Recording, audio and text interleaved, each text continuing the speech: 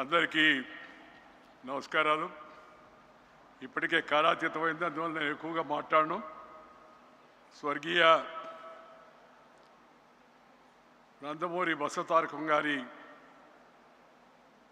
ప్రేరణతో, కోరికతో ఈ మహోన్నతమైన సేవా సంస్థను నిర్మాణానికి పూనుకున్న స్వర్గీయ శ్రీ నందమూరి తారక రామారావు గారికి వారి స్మృతికి నివాళులు అర్పిస్తూ, ఇద్దరి స్మృతికి, ఆ తర్వాత ఈ ఆసుపత్రి ఏర్పడమే కాకుండా ఇది మంచిగా జరుగుతూ అందరికీ అందుబాటులో ఉంటూ సరసమైన సరైన వైద్యాన్ని ప్రేమపూర్వకంగా అందిస్తున్న వైద్య బృందానికి, ఇతర సిబ్బందికి, ఈ ఆసుపత్రి నిర్వహణకు ప్రస్తుతం మరి అధ్యక్షుడిగా ఉండి నడిపిస్తున్న శ్రీ నందమూరి బాలకృష్ణ గారికి, శ్రీమతి అమ్మాయి బ్రాహ్మణికి హృదయపూర్వక అభినందనలు, మనందరి తరఫున వారికి అభినందనలు తెలియజేస్తున్నాను.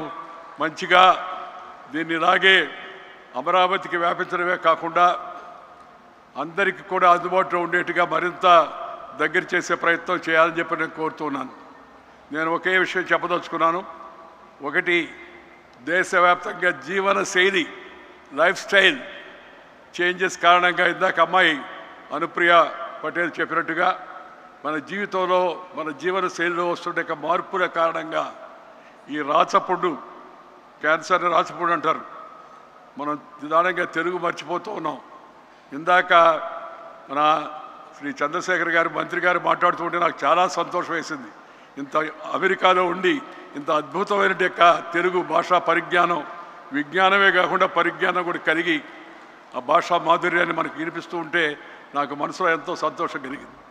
ఇవాళ ఈ యొక్క శ్రీమతి బసవతారకం క్యాన్సర్ హాస్పిటల్కి మొదట విరాళాలు ఇచ్చిన వాళ్ళందరినీ కూడా నేను హృదయపూర్వకంగా పేరు పేరున అభినందిస్తున్నాను. అలాగే శ్రీ పోలవరపు రాఘవరావు గారు, శ్రీమతి పోలవరపు తులసి గారు మొట్టమొదటి ఆ రోజుల్లో రామారావు గారి హయాంలో ఈ ఆసుపత్రికి వారు ముందుకు వచ్చి సహకరించారు. ఇప్పుడు దేవయ్య గారు, వారి సతీమణి ఇప్పుడు మనకు మళ్ళా వారు కూడా ఈ యొక్క సహాయం చేసే బృందంలో చేరారు. వీళ్ళందరికీ హృదయపూర్వక అభినందనలు తెలియజేస్తున్నాను. నేను ఈ ఆసుపత్రికి అప్పుడప్పుడు వెళుతుంటాను, నా కోసం కాదు, ఇతరులు పేషెంట్లు వస్తే తెలిసిన వాళ్ళైతే, మరి దగ్గర వాళ్ళైతే తీసుకెళ్ళడం కోసం. డాక్టర్ సెంధిల్ రాజప్ప గారు, డాక్టర్ సుబ్రహ్మణ్యేశ్వరరావు గారు, డాక్టర్ కృష్ణయ్య గారు, అలాగే వీరి సిబ్బంది అంతా కూడా అద్భుతమైన సేవలు అందిస్తున్నారు. అన్నిటికన్నా ముఖ్యంగా కావాల్సింది ఏంటంటే, మన పెద్దలు చెప్తూ ఉంటారు, వైద్యం, విద్య ఈ రెండు కూడా ఒక మిషనరీ స్పిరిట్తో పనిచేయాలని. It's a mission with passion for the sake of nation. No omission, no commission and no remission. It should be like a mission. ఈ మిషనరీ జీల్తో ముందుకు ఈ ఆసుపత్రిని తీసుకెళ్తున్నందుకు వారి వైద్య బృందాన్ని అందరినీ కూడా నేను హృదయపూర్వకంగా మరొకసారి అభినందిస్తున్నాను.